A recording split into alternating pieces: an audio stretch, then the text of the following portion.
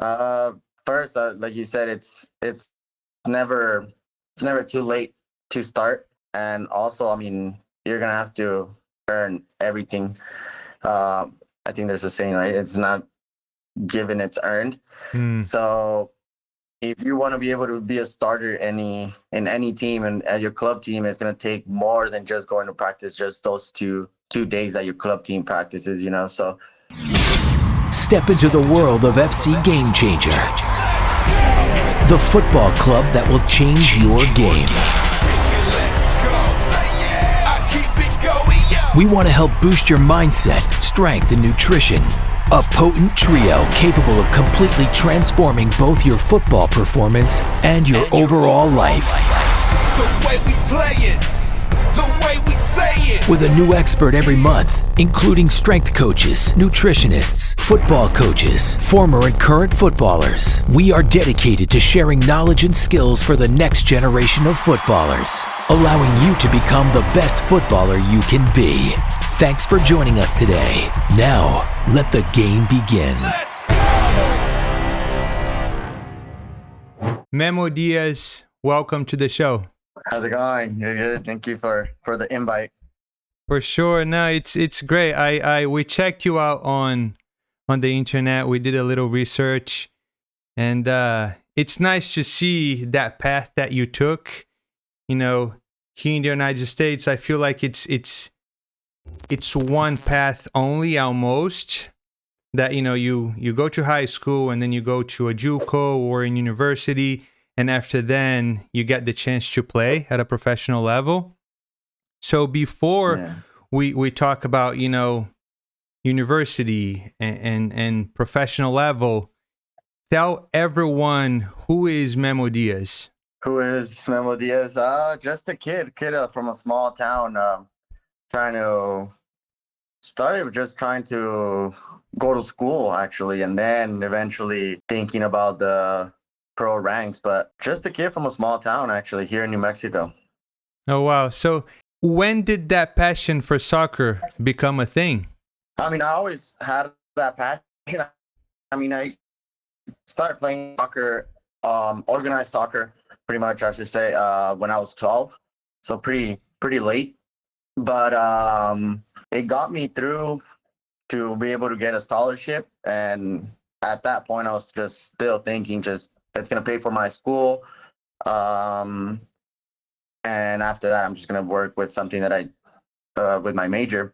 But once you go around and play with guys that okay, that mentality changes where oh after this I'm gonna go pro and all this. So and then in my head I was like, well, if you guys are here out here playing and I'm competing with you guys and you guys are thinking this, maybe I should start thinking just like you guys. And it was more I think in junior college where my mentality kind of changed where I was like, okay, let's take a look at where else can soccer take us. Wow. Okay. There's two things that you mentioned here. So, which is extremely good for, younger soccer players. Okay. Number one, you started organized soccer when you're 12. Yeah, Correct? pretty late. Yeah. It's crazy because, there are a lot of 12 years old, kids out there that they think that it's done for them. And they don't even think about the possibility of, if I haven't started at 12, I might not even be able to go play at, college soccer. And look at you, at 12, you started organized, went to a JUCO, got transferred to a university, a D1, and you made it pro, and you're still playing. It's so, man, that's actually surprising. I'm actually in shock. And the second thing is who you surround yourself with, right? Because who knows if those people, those players, if they didn't have that aspiration of becoming a professional footballer, if you would start thinking that way.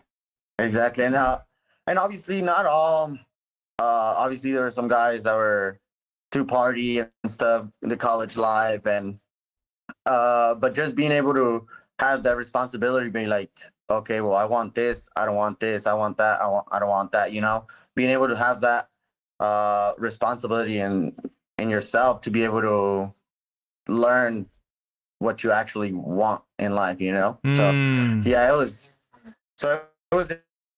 like it wasn't like all my friends wanted that, you know what I mean? But you pick and choose and who you surround yourself with and what you want out of pretty much your friendships, you know?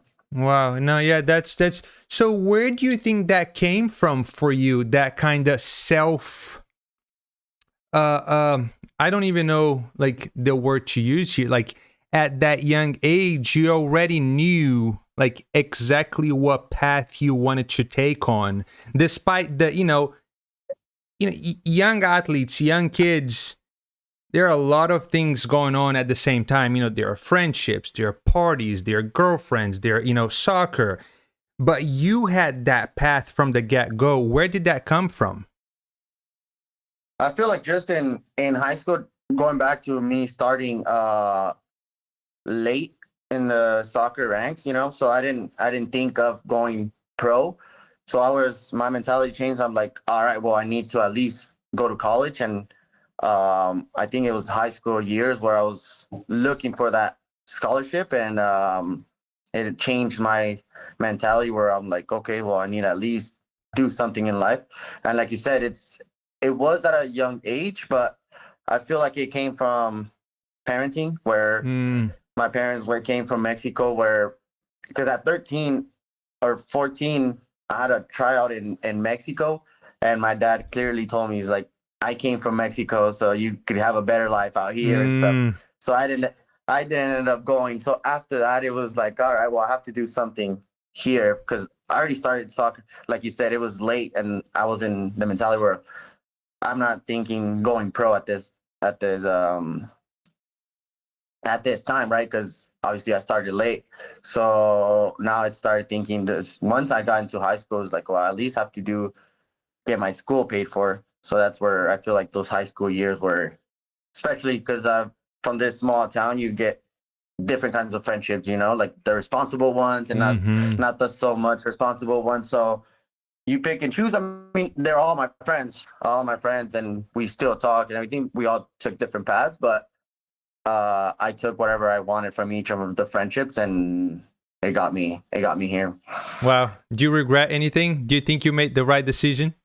No, I think I did a great decision for everything. Yeah. Definitely. No, definitely. Wow, this is awesome, man. This is actually inspiring. And I think, a lot of the kids listening and watching, especially coming, like you're now an established professional footballer. So it's nice. And that's the main reason we do this, is trying to reach as many young footballers as possible with stories like yours. Because, there's always a way. It doesn't matter what age you are. It doesn't matter, your technical level, your fitness level. These are all little things that you can work on. These are all little things that it depends on you. Like you're saying, it depends. Yeah, you have your friendships. You have the ones that, not responsible, the responsible ones. But then it's yourself. What is my goal here? Do I really want to make it pro? Or in your case, back then was like, can I get my education paid for by playing the game? Mm-hmm. And then as you got there, you reached that level, and then you wanted to push more to become a professional footballer. And then you did it, even though you started at 12. So it's awesome. This is, I have a feeling that this is going to be it is already a great conversation, but it's going to be even more because I want to break everything down as well for you, from high school to JUCO to D1 soccer to then becoming a professional footballer. No, yeah. It started, high school years. I did pretty good my high school years out of New Mexico, where it's pretty much not as obviously. I feel like in other states, the soccer is there's a lot more talented players and stuff. So I did my 4 years of high school. I didn't go any academy or anything. So it was just high school and club soccer. And that's where club soccer, I think we did like a couple tournaments in Vegas and Phoenix. And that's where I got the chance to be able to get looked at at Yavapai, the junior college. The junior college. So, and saying like I said, I did good those 4 years in high school. So I got with that mentality in college. I was like, oh well, I should be playing, and like hard head. I went straight to the bench those that first year At for the first half Yavapai. of the season. Yavapai, Mm-hmm. yeah. So now it was a hard time where I was away from family and not playing. So it was tough, but we go back against the friendships where like they're supportive and they're there with you. So I ended up being key. I feel like a key player in those 2 years at Yavapai, and then so they went down to scout one of my good buddies from UNLV. UNLV went down to scout him. He's like a 6 foot something guy, center back. And as he was talking to the coach after the game, and he's like, "Well, who's that little one though? Mm. Who's that little guy right there?" So I was like, and then he introduced me to him, and the whole time we're like, oh, we're going together, we're going to UNLV together and stuff. Oh Probably shit! like I know where this is going. a week before I signed, a week before I signed, he signed to Ohio State, Oh, and yeah, so he ended up at Ohio, and I ended up at UNLV. But I feel like he just helped me just to get to UNLV, yeah. and then I finished my school there, and then the assistant coach then pushed for me to play summer league. Mm-hmm.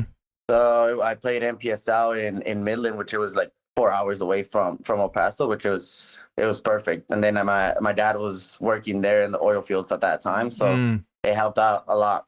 But yeah, and then I feel like after that they hated me. I think that first year we went all the way to finals, and they wanted me back for preseason, and I didn't get there till like one day before. So they were all annoyed with me and stuff. But part of the game, I just wanted to stay and still be playing. But I think those 2 years of summer ball, and then after that, the following one, I played in Laredo Heat, Mm-hmm. and that was a great year for us. I think uh, we lost like the conference or region final or something, but it was a great year for the organization. And I think at this point, I think it's like 4 or 5 of us from that team playing in the USL. So it was a pretty good team. But that year when I was there, they were first introducing El Paso Locomotive to. It was going to be their first year in the league, and the coach talked to El Paso. He told me to talk to them as well, and send my video. And then that's when Mark reached out and asked if I wanted to, or if I was able to do an invitational tryout in December. I went back. I graduated from UNLV that same December, and on the way back from graduation and all that stuff, coming back to El Paso, that's when I got the email that I was invited to preseason with the team. I think it was like 5 of us that were invited, and I ended up getting signed out of those 5. Wow. So it worked out like pretty much like timing, just because it took me an extra semester to graduate from UNLV. So it was all perfect timing where I had to go back to finish school. Like I was able to finish school right before my first contract. I know some other guys, they're like, oh, I signed already, and then I had to do online stuff and all this. It was all like perfect timing at that time where I was able to finish school and then be able to sign my first pro contract. Were you the only one out of the 5 players that got the contract? Out of the ones on trial, yeah, there was already 2 El Paso kids that had already signed, but out of the tryout, yeah. Wow. Okay. Cool. Okay. From everything that you told me, with you talking and explaining your whole journey from high school to the pro level, just by listening to it, it's like, that's easy, perfect timing. Easy, yeah. You worked out super well, just by listening to it, it's like, oh, I can do this, no problem. But I'm aware that there's a lot of work, there's a lot of training, there's a lot of sacrifices that you had to make in order to get Exactly. there along the way, right? So before Exactly. we kind of go through everything, let's kind of go back to that transition from high school to college.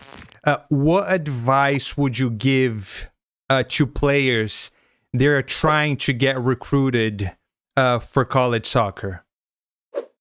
I feel like the biggest thing is exposure. Be able to play.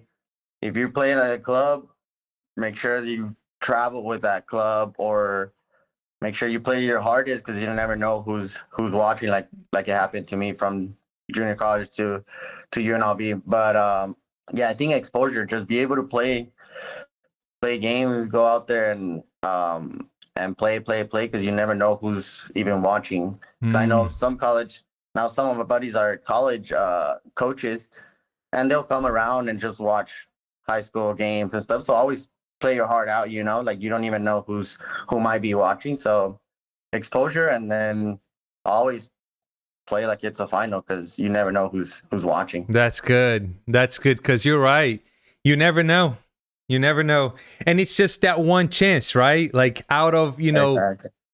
hundreds of games that you've played, there's one game that there is the coach watching, and that's the day. Yeah, no, that's That's the day you have to show up. yeah, no, this is really good. This is good because, I feel like getting ready for that game, for example, for that specific game is one thing, but staying ready throughout the season is basically what you told us to do. Be always ready, get your training on point, get your nutrition on point, be strong, do your strength and conditioning work, sleep well. How much of that, is sleep, hydration, nutrition, strength and conditioning, plus obviously the soccer specific training help you along your journey? I'll take it back just a quick. Or you were saying, I've heard where like, oh, you got lucky. They went to see you there. You got lucky. Well, it wasn't like luck, because like you just said, you mentioned all this. There's a lot of stuff that comes in behind and being ready. It's not just that you got lucky that one day, but if you didn't do all the work that comes with it, then you weren't prepared for that, right? So it's not luck. It's just days and days of preparation and being ready for that day. Now, going to your question, yes, it's a lot of sacrifices where I wish I could have a burger every single day. It's just knowing or having that responsibility. Okay, I play Saturday, maybe Sunday I can have that burger, or a Coke or anything that can be like, you guys can still eat anything. It's just being responsible where and when. Obviously, I'm not gonna have a fitness test next week. I'm not gonna be eating badly this whole time, So it's a lot of nutrition, a lot of water, and a lot of recovery. Being able to recover it's key to be able to perform at the highest level. Because I know a lot of players or even kids that I coach are like, oh, it's a lot of work. It is a lot of work, but there's going to be times where you have to recover. You need to rest, and being able to balance those out, it's key. Yeah, no, you said it right about the recovery. I was talking to, his name is Stan Efferdin. He's the founder of the Vertical Diet, and he's a strength and conditioning coach. He said that people forget that recovering, resting, like sleeping, is also training. Mm-hmm. But people don't see it that way, because if, like you said, if you just go, the machine is gonna break down at some point. He needs rest. He needs recovery. So yeah, no, totally. That's really good. And I think they sleep kind of talk amongst the youth. It's hard because I've been there. You've been there. When you're younger, you just want to, stay up late playing video games or partying or doing this and doing that. But now going back to what you said right in the beginning, I wanted to do this, and that's what I focused on. I had good people around me as well that helped me.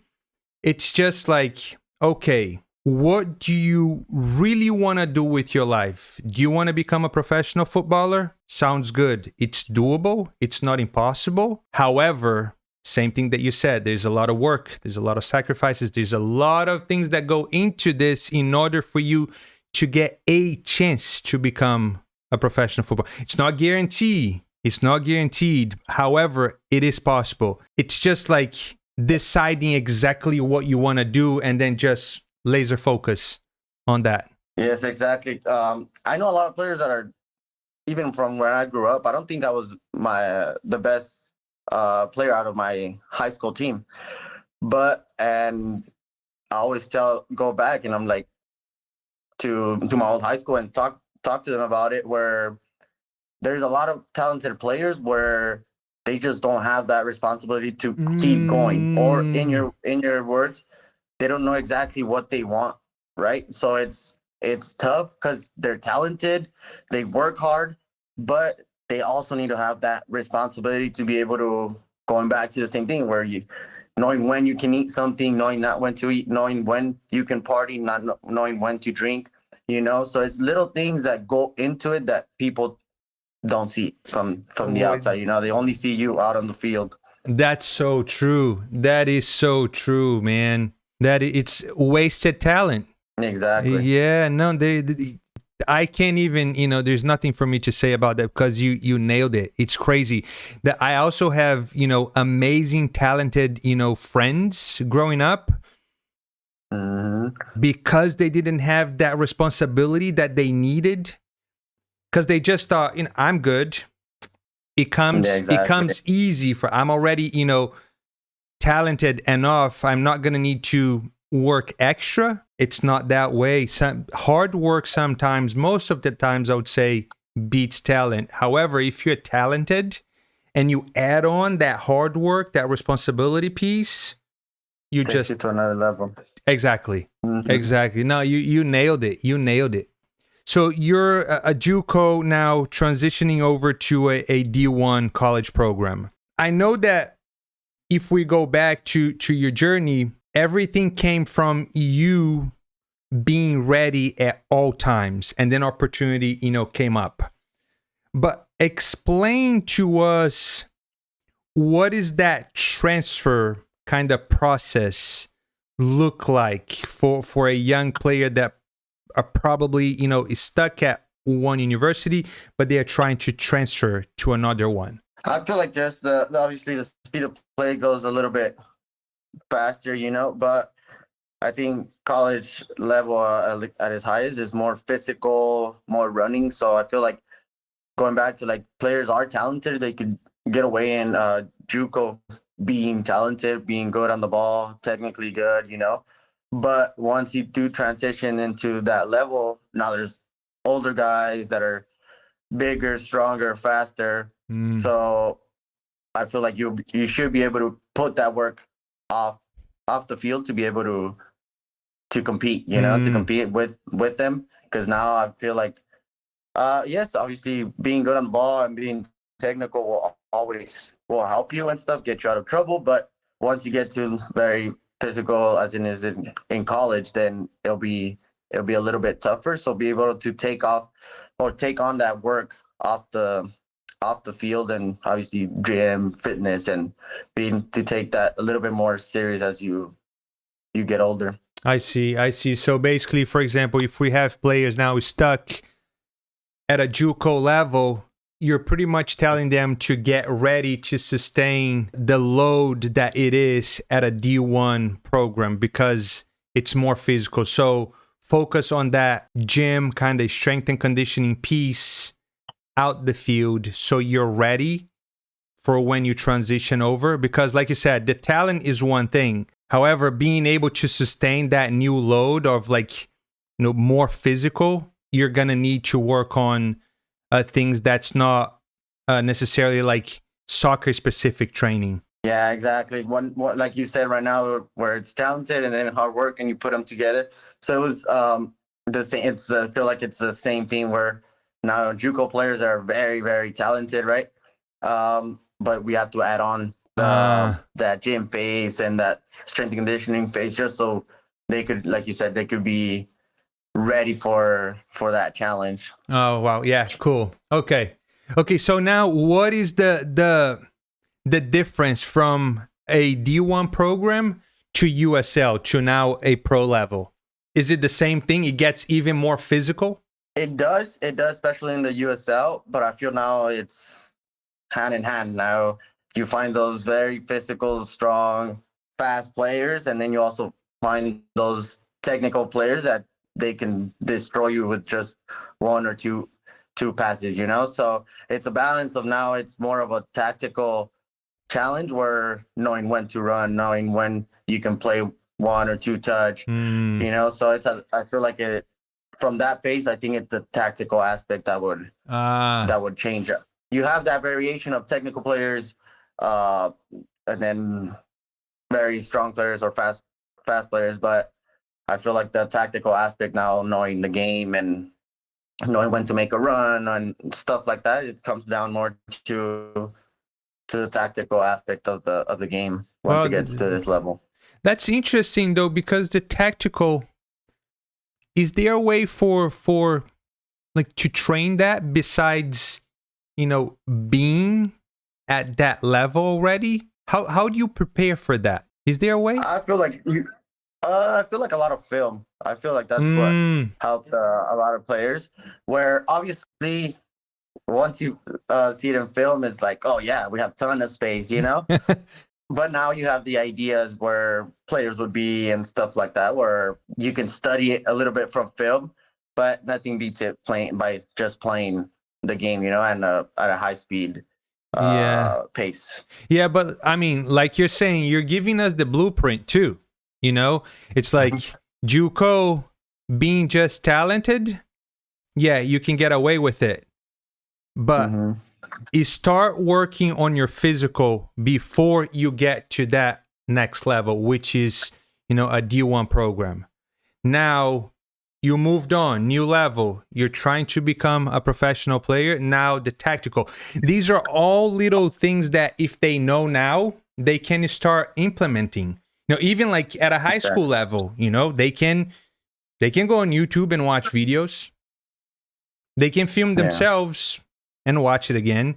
They can go to the gym, works them, you know, get a strength training going, and you know, these are all little things. Like, you're literally giving us like the blueprint for them to succeed and reach, you know, the next levels, you know, from high school to JUCO to D1 program to a professional level. So this is pretty cool and easy to understand too.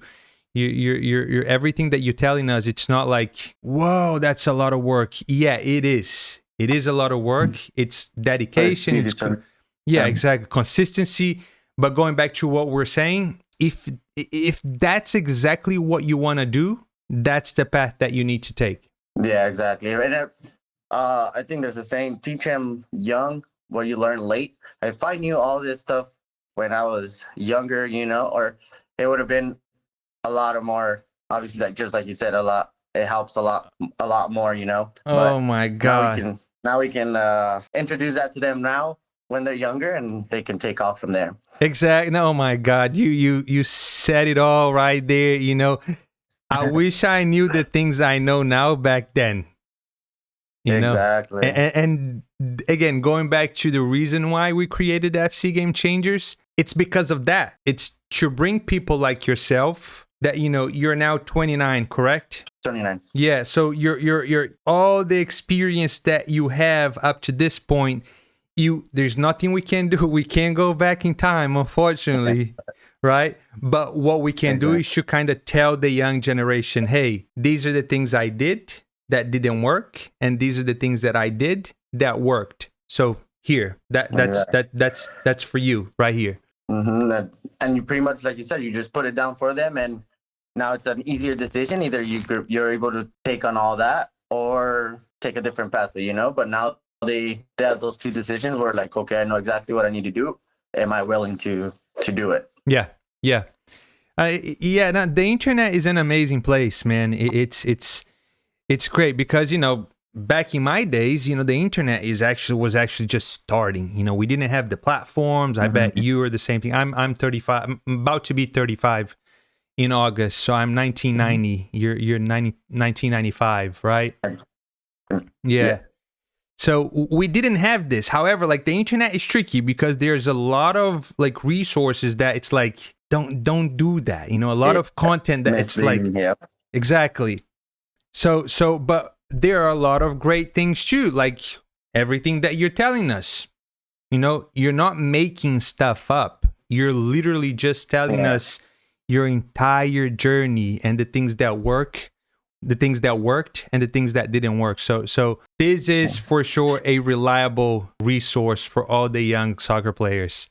Yeah, and like you said, and maybe they can tweak it a little bit more. And I was only able to get it to USL, but now do a little bit extra, and now you see yourself in MLS and stuff. Now all right, well, if he did that, then it was enough to get him to USL. But now if you work harder or do this or anything that you want to add to it now, okay, maybe MLS, maybe Europe, or you know what I mean? Yeah. And like I said, just because you start at a younger age, you're able to do all that stuff. Yeah. No, it's insane that, you started organized soccer at 12 and you made it to the professional level. It's a lot of respect though. It's now I want to go watch you play, I want to go, watch a training session with you. Cause I'm like, dude, like if he started like at 12, imagine what would have happened if he started at, 5, 6, 7, Younger age. Yeah. That's crazy. Cool. Okay, so now that we broke everything down from high school to the pro level, tell us what is like a typical training week for you as a professional player. So right now obviously it depends on different coaches and how they manage their week.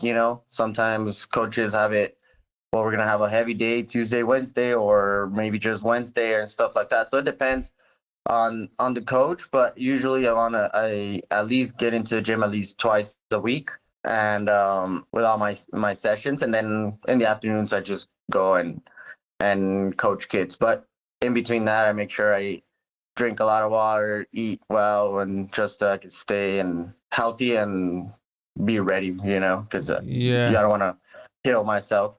But depends on the coach, and then from there I like at least twice a week go to the gym, and then on a Saturday morning before on game day, still do a little bit of gym.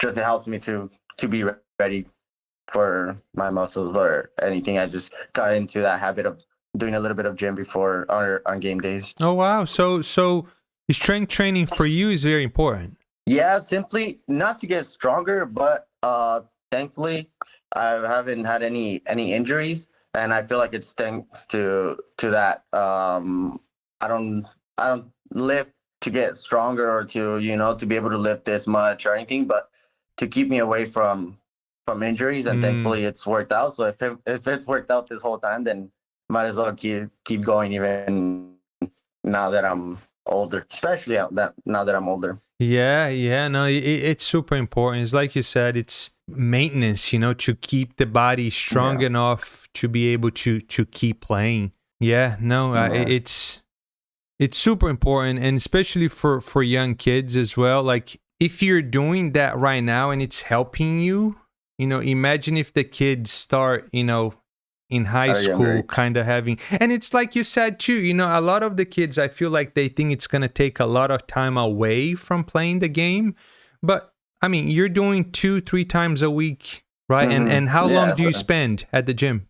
Probably not even an hour. So exactly. It's like 45 minutes to an hour. Like it's not that long. Yeah, no, I'm not going to go and, like I said, I'm not going to go and like kill myself, but it's just to maintain. Yeah, that's huge. I think the what we try to bring on the show is experts on the field of nutrition, strength, and mindset, former and current footballers and former and current coaches. So because I really think that mindset, strength, and nutrition, are, core kind of things that footballers need to have in check. And obviously, they need the soccer ball. They need to train specifically for that sport. But it's huge. It's huge. And the younger you start, the better everything becomes. Yeah. Yeah. So since we've been kind of talking about a lot of the positives, right? But we also mentioned that it's not easy. It's a lot of work, a lot of dedication, a lot of hours to stay always ready. And I'm sure that during those times, things can get really hard, especially mentally. Right? So what do you do to stay, motivated and focused on your goals, even when things get very hard? Yeah, just like you said, I mean, it's a lot of sacrifices. Obviously, it started since college, being away from your parents, family, friends. It's hard to be able to like pretty much start all over with friends or people around you. So it's a lot of sacrifice being away from home, even those years in after when I played summer ball. I know some kids want to come back and the summer back home and this and that, but I didn't see my parents much those two summers. So it does get hard. Mm-hmm. But at the same time, my mentality and like you said, what kept me motivated when I was younger, at least in the college years, where I'm doing it for my parents. And I feel like that was one of the biggest things. Yes, I miss them, but this is something I'm doing for them. They're going to have a degree that they can hang in their house and stuff. And that was one of the biggest motivations. Now that I'm older in the pro ranks, I think my wife and my baby girl are still still comes back to my family being my motivation, and the same thing, doing it for them. So I think once like you said, you want what you want to do. Now there's reasons behind it why you want to do it, why you want to keep doing it, or why, what, for who are you doing it in a way. Obviously it starts with you. You want to do it for yourself as well. But there's people that in a way now, at least now it's my job. So now there's a family depending on me, Yeah. So when it gets hard, I just keep thinking of my family and why I even started. Wow. No, that's beautiful. And I feel like a lot of people, they get lost a little bit in that. They don't have that clear reason why behind what they're trying to do. And like you said, you had your parents, family, and now, wife and daughter. It's very well said, because you're doing this for yourself. However, with myself succeeding, I have these people that rely on me. In your case, your parents, your family. That's well said. Exactly. That's well said. That's nice. I was gonna ask you about your little daughter. She what was September? That's when she was born? Yeah, September. Yeah, that's funny, because I just had a baby boy as well. He's about to be 9 months. 9 months. Yeah, she's about to be 6 months. And I feel like time has gone so fast. So fast. How's life being a dad now? It's been great. I mean, luckily I have we had her when it was the off season, so we're kind of had time to adjust right before season. But it's been good. It's been great. I mean, we love her, and she's just growing so fast. We're slow down a bit. I know. It's been good, thankfully. It's crazy how fast it is. Like one day, you wake up and they do something that you're like, wait, how? Exactly. Every day something that they do that it's like, oh, that wasn't here yesterday. That was exactly. We were in a preseason trip in San Antonio. I came back and she's already sitting up and everything, and I'm like, whoa, I missed that in the whole week, but it was good. That's cool. That's cool. What's the best piece of advice that you've received in your soccer career? I think they had asked me this question not so long ago, but I feel like, and I've mentioned it right now, where it was from my dad, where it's like it's not luck, but it's days of preparation, it's hard work, and that's where I got that from. Where because it was an interview, I wasn't even, I think it was college. I was already, it was still high school.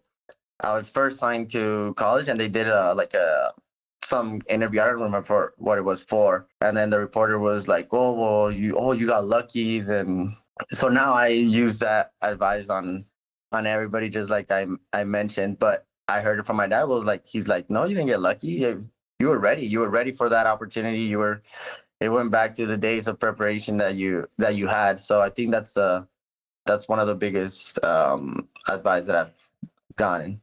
What's the worst piece of advice that you've ever received in your soccer career? Honestly, I'm not sure. I'm one of those where like you give me advice, and if it's good for me, I'll take it, you know.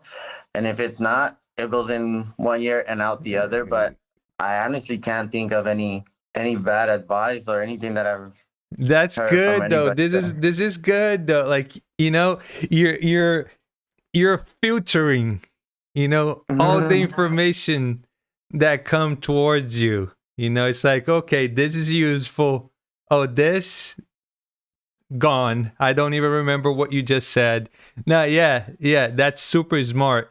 Yeah, this is another trick too that I haven't even thought about for young kids, because going back to, it's a lot of information out there. It's like, what is actually useful for me and what is not. Yeah, you take in whatever works for you. Simply, this is what I tell my players, where if you can get like, okay, the way he controls the ball, okay, you get that from him. All right, the way he kicks the ball, then you can take, and that makes you the player that you are, So I feel like that's what I did. And like I said, I wasn't the best player growing up in high school, so I learned a lot from other players around me, and that's what made me as a player. And I feel like that's the same thing with advice.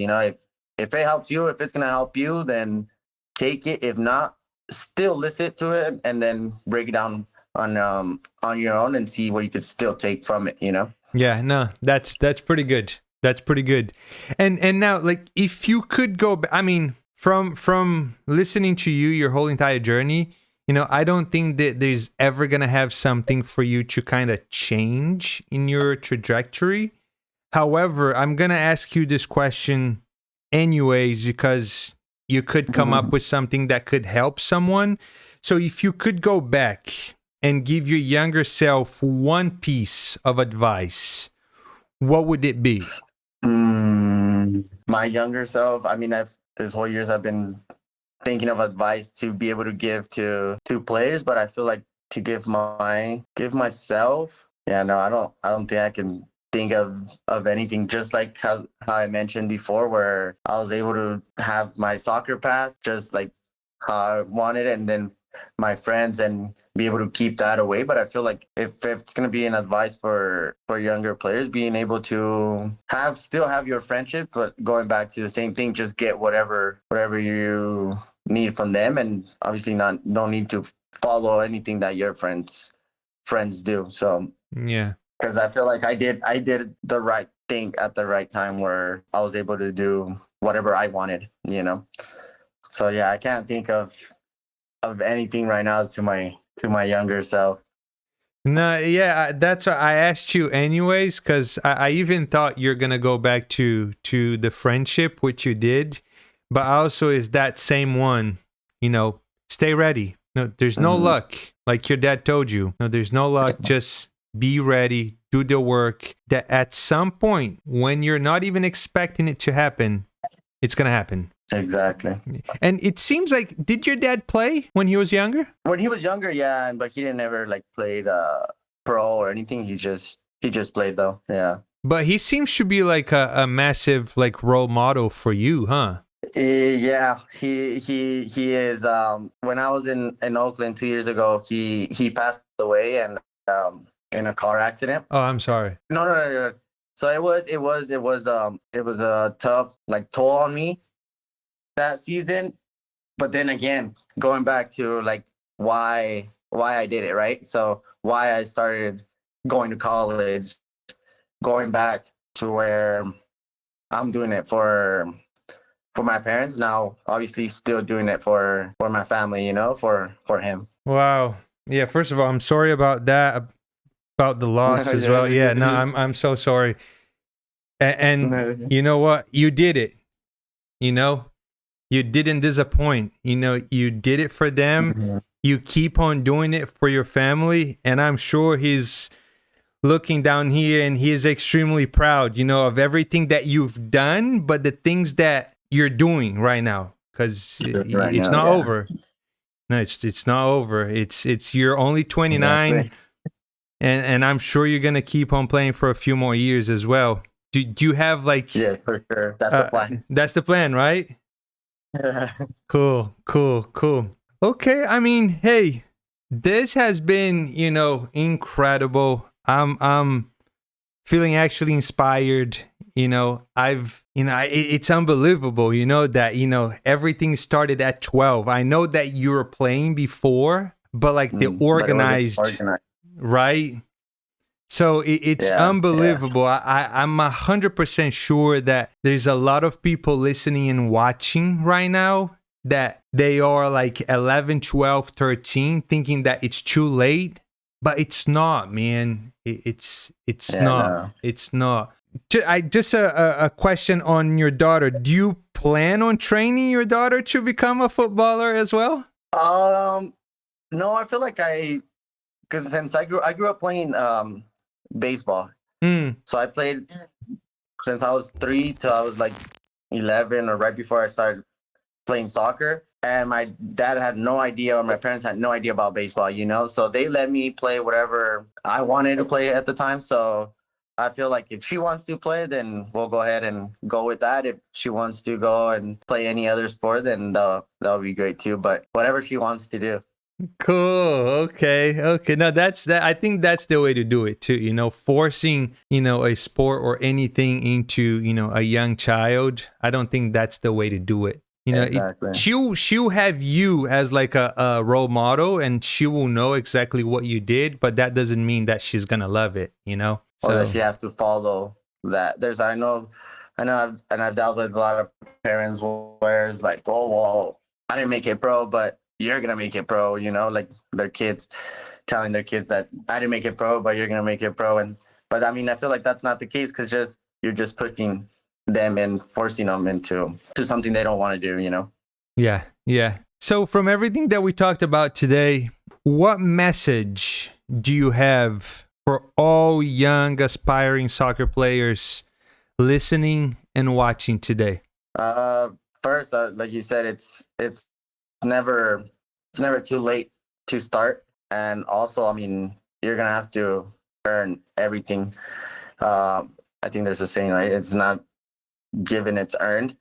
So if you want to be able to be a starter in any team, and at your club team, it's going to take more than just going to practice just those two days that your club team practices. So being able to go out there with a ball in the backyard or anything like that will help you to be able to first be a starter in your team and then make a difference in your team. So yeah, work hard, and it's never too late to start anything in life, not just with soccer, but just in anything. Well said. Yeah. Is there anything else you'd like to share with us that we haven't discussed? No, I think we pretty much covered. Yeah, everything. I'm so happy with this episode. All right. I'm very excited. And again, thank you so much for accepting this, for telling us your entire journey from high school days to right now to the pro level. And we have this question that we ask every guest at the end of the show, and the question is: tell us a game changer moment in your life and why. So the first summer that I played summer ball, I played it in Midland. So I had my dad going to the games whenever he was available and stuff. But then the following year, I played for Laredo. and we went down to Midland to play them. I had not been scoring. I had not been doing much. I wasn't much of a starter. That game that we played at Midland, my dad was there. The coach was like, I know you played here. I know you want this game, so you're going to start. I ended up scoring those 2 goals. And now going back, and it completely changed that season. I scored 2 there. I ended up with like 11 goals in a short amount of games that we had in that conference or in that league. I ended up being, I think, like regional player or first team or something like that. But that game changed everything because obviously it helped for me to be able to get even an opportunity at the pro ranks, you know. Wow. It's one of those days, man. You know, it's one of those days. That's awesome. Hey, where can people find you if they want to learn more about you? I'm on Instagram on MD23 _ or on Facebook on Memo Diaz. And I think that's pretty much, or Twitter, MD23 _. Awesome. Hey, Memo. Hey, thank you so much for taking the time to sharing everything that you did today with us. I'm thankful that I got to meet you. I got to talk to you. I got to listen and learn to everything that you told us today. And I'm really hoping that there's a lot of players watching, listening this and getting, you know, like all the useful little tricks and help that you've lived, you've experienced, that they can now use into, you know, their lives, their career, and maybe they can also achieve what they want to achieve, which is, you know, the professional level. Thank you so much. No, thank you for the invite, and everybody's always welcome to reach out for any advice, any questions that they may have. Awesome. Thank you so much. I really appreciate you. Thank you so much.